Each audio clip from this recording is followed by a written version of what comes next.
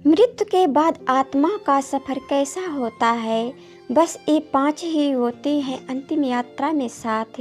कहा जाता है कि व्यक्ति खाली हाथ आया है और खाली हाथ ही जाएगा, लेकिन ग्रंथों के अनुसार व्यक्ति की मृत्यु के बाद भी 5 चीज़ें उसके साथ अगले जन्म तक जाती हैं। तो आइए जानते हैं मरने के बाद क्या साथ ले जाता है व्यक्ति। एक, मृत्यु के बाद भी साथ जाता है ज्ञान। मृत्यु के बाद भी साथ जाता है ज्ञान। ज्ञान व्यक्ति को भीड़ में सबसे अलग करता है। ज्ञान के बल पर आप अपनी एक अलग पहचान और लोगों पर छाप छोड़ने में कामयाब रहते हैं।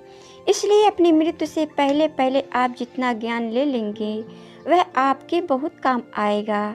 दरअसल ऐसी मान्यता है कि जीवित रहते हुए व्यक्ति जो गुण सीख लेता है वह उसके साथ मृत्यु के बाद भी जाते हैं। इसलिए अपना समय खुद को अच्छा ज्ञान और गुण सीख में व्यस्त करें।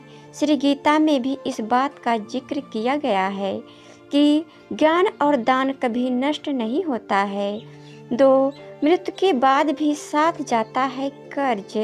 धार्मिक ग्रंथों में बताया गया है कि कर्ज कभी भी व्यक्ति का पीछा नहीं छोड़ता। अगर किसी व्यक्ति ने आपका भला किया है तो उसका ये ऋण जैसा ही मौका मिले उतार देना चाहिए। अगर आप किसी का ऋण नहीं उतारते हैं तो उसे जन्म जन्मांतर तक चुकाना पड़ता है। वह कर्ज उतारना पड़ता है। अगले जन्म में वह कर्ज किसी भी रूप में आपको चुकाना पड़ सकता है।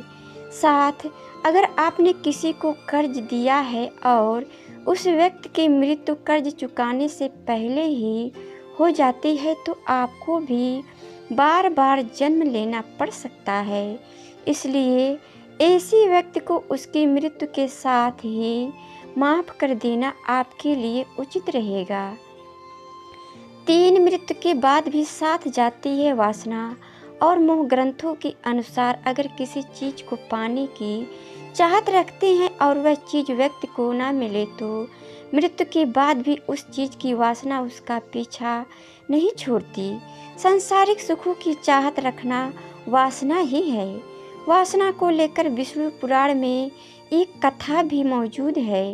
राजा भरत को अपने हिरण के बच्चे से बहुत प्यार था।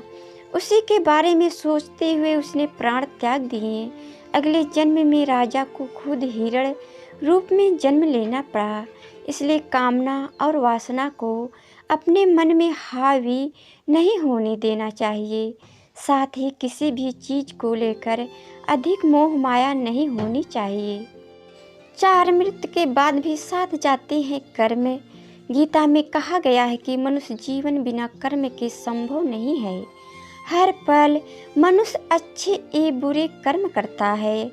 मृत्यु समीप आने पर व्यक्ति के कर्मों द्वारा ही तय होता है कि उसे परलोक में सुख मिलेगा या दुख। इन्हीं के परिणाम से अगले जन्म में अच्छा बुरा फल प्राप्त होता है। कर्म 7 जन्मों तक व्यक्ति का पीछा नहीं छोड़ते हैं। इसका एक उदाहरण महाभारत में भी मौजूद है। बाणों की सया पर लेटे हुए भीष्म को भगवान कृष्ण से जब भीष्म ने पूछा कि मुझे ऐसी मृत्यु क्यों मिली तो भगवान कृष्ण ने उन्हें 7 जन्म पहले की घटना याद दिलाई। 7 जन्म पहले भीष्म ने एक अधमरे सांप को उठाकर नाग फने के कांटों पर फेंक दिया था। कर्म मनुष्य का कभी पीछा नहीं छोड़ते। 5, मृत्यु के बाद भी साथ जाता है पुण्य। मृत्यु के बाद भी साथ जाता है पुण्य। अपने अक्सर घर के बड़ों से सुना होगा कि दान और परोपकार कभी खाली नहीं जाता है।